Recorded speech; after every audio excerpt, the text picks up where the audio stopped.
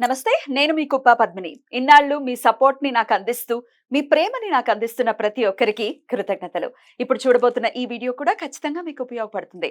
Like, share and subscribe చేసి మీ ఇష్టాన్ని అలాగే మీ సపోర్ట్‌ని నాకందించండి. అలాగే ఈ వీడియో పట్ల మీ అభిప్రాయాన్ని కామెంట్ సెక్షన్‌లో కామెంట్ చేసి నాకు తెలియజేయండి. నమస్తే. నమస్తే. Welcome to our channel. నేను పద్మిని. ప్రస్తుతంతో పాటు ప్రముఖ ఆధ్యాత్మికవేత్త, వాస్తు జ్యోతిష పండితులు శేషగిరిరావు గారు ఉన్నారు. మాట్లాడదాం. సార్ నమస్కారం అండి. నమస్తే అండి. బాగున్నారండి? బాగున్నామ్మా. మీ సమయాన్ని మాకు ఇస్తున్నందుకు చాలా చాలా కృతజ్ఞతలండి. వెల్కమ్ టు రెడ్ టీవీ భక్తి. Thank you. మన ప్రేక్షకులందరికీ కూడా ఆ భగవంతుని పరిపూర్ణ ఆయుర ఆరోగ్య ఐశ్వర్యాలను ప్రసాదించాలని కోరుకుంటున్నాను. గోచారంతో సంబంధం లేకుండా అందరి జీవితాల్లో కూడా వెలుగులు కావాలని కోరుకుంటున్నాను. మనస్ఫూర్తిగా మేము కూడా అదే కోరుకుంటున్నాం. కాకపోతే గోచార రీత్యా ఉండేటటువంటి ఫలితాలు ఖచ్చితంగా ఉంటాయి. గ్రహచారం ఒక ఒక మేజర్ రోల్ ని ప్లే చేసినప్పటికీ గోచారం కూడా ఆ రోల్ ని ప్లే చేస్తుంది. కాబట్టి నేను మిమ్మల్ని ఇప్పుడు గోచార రీత్యా ద్వాదశ రాశులకి కూడా, అంటే ఇప్పుడున్న గోచార రీత్యా ద్వాదశ రాశులకి ఎట్లాంటి ఫలితాలు రాబోతున్నాయి అనేది అడగదలుచుకున్నానండి. ఒక పక్క శుక్ర కుజ శనులు కలిసి ఉన్నారు కుంభరాశిలో. అలాగే బుధుడు, రాహు అలాగే రవి కలిసి ఉన్నారు మీనరాశిలో. మేజర్ గ్రహాలు అంటే 6 గ్రహాలు ఇంచుమించు ఒకే దగ్గరలో ఉన్నటువంటి పరిస్థితి. ఇట్లాంటి గోచార పరిస్థితులు ఉన్నప్పుడు ద్వాదశ రాశుల మీద ఎలాంటి ఇంపాక్ట్ ని చూపిస్తుంది ఒక్కసారి మీ ద్వారా? తప్పకుండా. అంటే ఇక్కడ మనం ఏదైతే ఇప్పుడు ఈ సంయోగం అంటాం, గ్రహాల సంయోగం అనుకోండి, అది ఒక్కొక్క బిందువులో వారు ఇంకా దగ్గరగా ఉన్నప్పుడు దాని ఫలితం అనేది ఇంకో రకంగా ఉంటుంది. అయితే ఇక్కడ మనం మాట్లాడాల్సింది ఏంటంటే కనుక ప్రతి ఒక్కరి మీద ఒకే రకమైన ప్రభావం అనేది ఉంటుందా అనేది కొంతమందికి వస్తుంది. అంటే ఇప్పుడు సపోజ్ ఒక అశ్విని నక్షత్రంలో పుట్టిన వారు కొన్ని లక్షల మంది ఉంటారు. అవునండి. సో ఈ గోచారాన్ని ఎంత వాళ్ళకి కరెక్ట్ చేయాలి అనేది అందరం మనం నిరంతరం తప్పించే విధానం. ప్రశ్నార్థకమే అది ఎలా ఉంటుంది అనేది. సో ఇక్కడ ప్రత్యేకంగా మనం మాట్లాడుకోవాలంటే కనుక 3 విషయాలు ప్రతి రాశిలో కూడా మున్ముందు, అంటే సమీప ఒక 2-3 నెలల భవిష్యత్తు కనుక తీసుకుంటే కనుక కనీసం ఒక 3 నెలలు వివిధ కోణాల్లో ముఖ్యంగా వచ్చేప్పటికీ ఆరోగ్య సమస్యలు పెరుగుతాయి. ఒకటి ఎవరెవరికండి చెప్తా. సో ఆరోగ్య సమస్యలు అనేది పెరుగుతాయి. తర్వాత ఎవరైతే ఈ కొత్తగా గర్భం దాల్చి ఉంటారో, అంటే రీసెంట్ అనుకోండి, వాళ్ళకి కూడా ఒక్కోసారి గర్భస్రావ ప్రమాదాలు ఉంటాయి. తర్వాత రెండోది, ఎవరికైతే క్షణికావేశం ఉంటుందో ఆ షార్ట్ టెంపర్తో చేసే నేర ఘోరాల సంఖ్య పెరుగుతుంది. సో అందుకని ఖచ్చితంగా ఈ 2-3 నెలలు కూడా ఏ రాశి వారైనా ఎంతో కొంత జాగ్రత్త తీసుకోవాలి. స్ట్రెస్ఫుల్ లైఫ్ ఉంటుంది 2-3 నెలలు. 2-3 నెలలు. సో అది ఎలా ఉంటుంది అనేది ఒక్కొక్క రాశిని బట్టి చెప్దాం. తప్పకుండా. కుంభరాశి జన్మలోనే ఇన్ని గ్రహాలు ఉండటం, వాక్కు స్థానం, ధనస్థానంలో మరిన్ని గ్రహాలు ఉండటం, అసలు ఎలా చూడొచ్చండి ఈ గ్రహ గోచార పరిస్థితి? వీళ్ళకి ఎలాంటి రిజల్ట్స్ ఉండబోతాం? అంటే ఇక్కడ మనం ఒకటి ఎప్పుడు కూడా జాతకాన్ని జాతకంగా చెప్పాలి. మరీ అంటే ఎవరిని కూడా నన్ను అడిగితే మరీ మూఢనమ్మకంలోనూ పెట్టకూడదు. సో తర్వాత లేదు మరీ మహారాజునే చేసేయకూడదు. ఉన్నది ఉన్నట్టు చెప్పగలిగితేనే అది ఇవాళ కొద్దిగా లేట్గా స్వీకరించవచ్చు, కానీ తర్వాత అదే మంచి అవుతుంది. ఎంత తీసుకోవాలి అంతే తీసుకోవాలి అని చెప్తున్నారు. నేను చెప్పేది దాని మీద డిపెండ్ అవ్వటం. అంటే ఇప్పుడు మనం ఒక్కోసారి చెప్తాం పలానా, ఇప్పుడు సపోజ్ ఈ ధనురాశి వాళ్ళకి ఇందాక మనం చెప్పాం చాలా మంచి ఉంది అని, లేదు వృషభ రాశికి చాలా మంచి ఉంది అని చెప్పాం, లేదు తులారాశికి చాలా మంచి ఉంది అని చెప్పాం.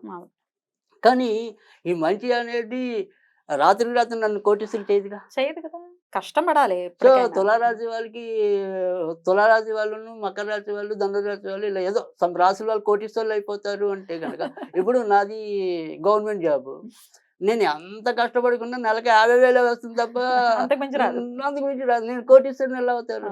సో ఆ తార్కికత అనేది కూడా అవసరం.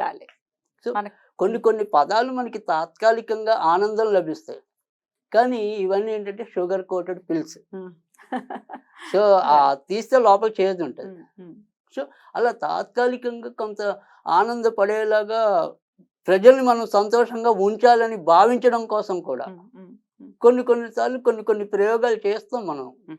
కానీ ఎప్పుడైనా సరే ఆ వాస్తవం అనేది ఇంపార్టెంట్. సో ఇక్కడ ఇలా కుంభరాశికి మనం కనుక చూసినప్పుడు కొన్ని అద్భుతాలు ఉన్నాయి ఇక్కడే, సో కొన్ని అవమానాలు ఉన్నాయి ఇక్కడే. సో అద్భుతాలు ఏంటి, అవమానాలు ఏంటి? సో ఇక్కడ అద్భుతాలు ఏంటి అంటే కనుక ఎవరైతే ఏదైనా సరే ఒక రీసెర్చ్ ఫీల్డ్లో ఉన్న వాళ్ళు, అంటే ఇప్పుడు శాస్త్ర పరిశోధకులు అనుకోండి, వాటిలో చాలా ఉన్నత విజయాలు సాధిస్తారు. కొన్ని కొన్ని కొత్త ఆవిష్కరణలు కుంభరాశి వారి రూపేణ సమాజానికి అందే అవకాశం అయితే ఉంది. తర్వాత రెండోది వచ్చేప్పటికి ఏంటంటే వీళ్ళు జనరల్గా కొద్దిగా స్టబాన్ ఉంటారు. శ్రవణ్ ఉంటారు. వాళ్ళుగానే రియలైజ్ అవ్వాలి తప్ప మనం తొందరగా కన్విన్స్ చేయలేం. కాకపోతే ఇక్కడ ఈ వృశ్చిక రాశిలో ఒక్కోసారి కొంత మూర్ఖత్వం ఉంటుంది, మొండితనం ఉన్న. వీళ్ళకి చూపురులకి మొండి వాళ్ళు ఉంటారు కానీ వీళ్ళకి లోపల బ్రెయిన్ పెద్దది ఉంటుంది. సో కుంభం అంటే నిండుకుండా తొనకదు అంటాం. ఆ లోపల ఉండేది మీకు తెలియదు, నాకు తెలియదు. సో అందుకని ఇక్కడ ఏంటంటే ఆ కుంభరాశి వారి యొక్క శక్తి సామర్థ్యాలు అనేది అందరూ వెంటనే గుర్తించకపోవచ్చు. ఎందుకంటే వాళ్ళు ఓపెన్ కాదు కదా, వాళ్ళ మెంటాలిటీ అనేది ఓపెన్ కాదు ఇక్కడ, తెలియదు. కానీ వాళ్ళు ఎప్పుడు కూడా ఏదో రకమైన పరిశ్రమ కష్టంలోనే ఉంటారు.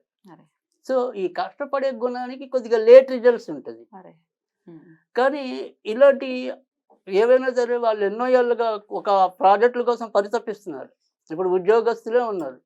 సో ఇవాళంతా కూడా ఐటీ అనుకోండి, సాఫ్ట్వేర్ అనుకోండి, వీళ్ళందరికీ ఒక్కొక్క ప్రాజెక్ట్ వచ్చేదాకా కూడా వీళ్ళ యొక్క పొజిషన్ బెంచ్ మీద ఉంటుంది కొంతమంది ఉద్యోగస్తులు. కానీ అలా బెంచ్ మీద ఉన్న వాళ్ళంతా గేట్లు తెచ్చినట్టు ఇప్పుడు లోపల పరిగెత్తారు. సో అందుకని ఇక్కడ వీళ్ళకి మంచి జరుగుతుంది. తర్వాత రెండోది ఇందాక చెప్పాను, కొత్తగా ఎవరైతే ఈ పరిశోధనలు లేదా గత కొన్నేళ్ళుగా కొన్ని ప్రాజెక్టులతో కుస్తీ పడుతున్నారు, అవన్నీ కూడా ఇప్పుడు కార్యరూపం దాలుస్తాయి. సో ఆ రకంగా కొత్త వాళ్ళకి మంచి, లేదా కొత్తవి కావాలని ఆశపడుతున్న వాళ్ళకి మంచి. కానీ చెడు ఎవరికి ఉంది? చెడు కూడా ఉంది. చెడు ఎవరికి ఉంది అంటే ఆల్రెడీ కొంతమంది కొంత నెలలుగా ఎవరైతే ఈ రుణ బాధల్లో ఉన్నారో, ఈ రుణదాతలు ఉన్నారు మరి వీళ్ళకి ఇచ్చిన ఈ రుణదాతల ఒత్తిడి పెరుగుతుంది. సో అది వీళ్ళు తప్పించుకోలేకపోతారు. సో దానివల్ల కొంత అవమానపడాల్సిన పరిస్థితులు అయితే ఉంటాయి. అలాగే సేమ్ ఇదే కుంభరాశి వాళ్ళకి ఏలినాటి శని నడవటం అనేది ఒకటి, తర్వాత లగ్నంలోకి కుజుడు వచ్చి చేరటం ఒకటి. కనుక వీరు కూడా ఆరోగ్య విషయంలో జాగ్రత్త వహించవలసి ఉంటుంది. ముఖ్యంగా ఈ జీర్ణ వ్యవస్థకి సంబంధించిన కానీ, కాలేయ సంబంధించిన వ్యవస్థ కానీ, ఇలాంటి వాటిల్లో కొంత ఇబ్బందులు ఎదుర్కోవటం అనేది కూడా ఉంటుంది. అలాగే ఒకసారి ఈ ఊపిరితిత్తులు శ్వాస ఆడకపోవటం, ఇలాంటివి కూడా కొంత ఇబ్బందులు ఫేస్ చేసుకోవటం అనేది కూడా ఉంటుంది. ఇంకా 2 వ్యాధులు కూడా ఉన్నాయి. తర్వాత 2వ స్థానంలో ఎప్పుడైతే ఇక్కడ రవి ఉన్నాడు, తర్వాత ఆల్రెడీ కంటి సమస్యలతో ఎవరైనా బాధపడితే ఆ కంటి సమస్యలు పెరుగుతాయి. తర్వాత చిన్నపిల్లలకి కళ్ళద్దాల అవసరం తొందరగానే పడవచ్చు ఈ కుంభరాశిలో పుట్టిన వాళ్ళు. సో అందుకని ఈ వ్యాధుల విషయంలో వాళ్ళు కొంతవరకు జాగ్రత్త తీసుకోవాలి. అయితే ఇక్కడ వీళ్ళకి అంటే రెమెడీ ఏదైనా సరే, ఈ వ్యాధులు అనుకోండి, లేదా ఈ రుణాల యొక్క ఒత్తిడి అనుకోండి, అవి తగ్గడానికి వీళ్ళు ఏం చేయాలి?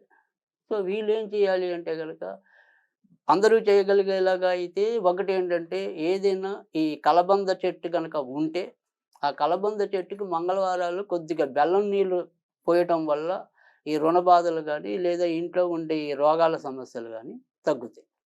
సరే పూజలే కనుక డైరెక్ట్గా చెయ్యాలి అనుకుని భావిస్తే కనుక వీళ్ళు కూడా ప్రస్తుతం సుబ్రహ్మణ్య చాలా బ్యూటిఫుల్ గా ఎక్స్ప్లెయిన్ చేశారు. డెఫినెట్ గా ద్వాదశ రాశులకి కూడా ఈ గోచార రీత్యా వచ్చేటటువంటి ఫలితాలు ఎలా ఉంటాయి అనేది తెలియజేశారు.